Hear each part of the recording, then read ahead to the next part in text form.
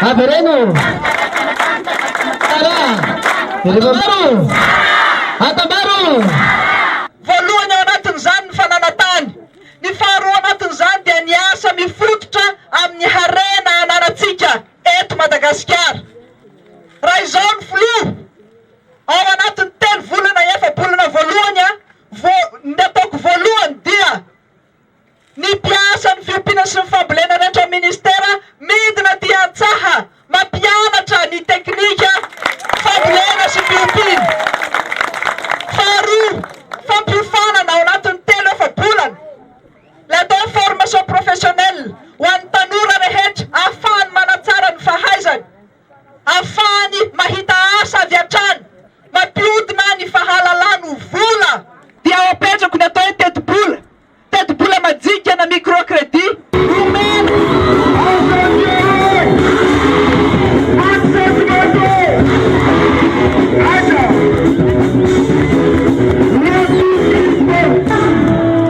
fafolo sy 2 arivo nefa niomana tamin'izany ny antoko maitso izay mitondra vina mpiara-monina tongavako eto anio anaovana vely rano amintsika eto Fianaratsoa.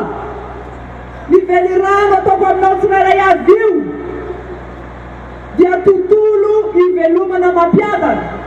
Tontolo ivelomana mampiadana no iriko anao tsirairay avy ho antsika anio, ho an'ny taranaka sy izay mbola ho alokin'ny kibo.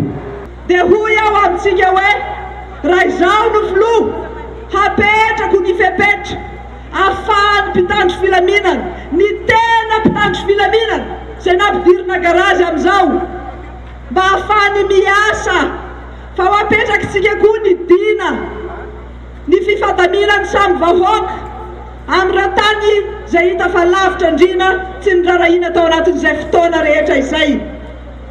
Izay no edivana mikolikoly ary raha tsy ny lohany no mitsangana amin'izany tsisy azo ampianaina ho an'ny ambiny.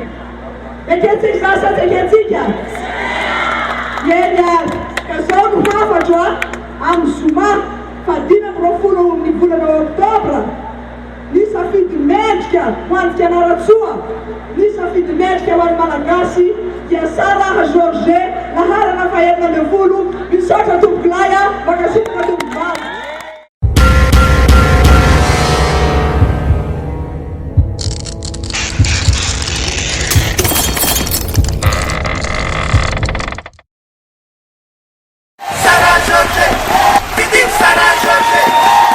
Fampandrosoana tsy maintsy miainga amin'ny tontolo iainana, ny rano fisotro madio no tena fahasalama, ny tany mamokatra sy ny fahaizana manaja azy mampanankarena, ary sy ny Madagasikara iasa ho an'ny firene.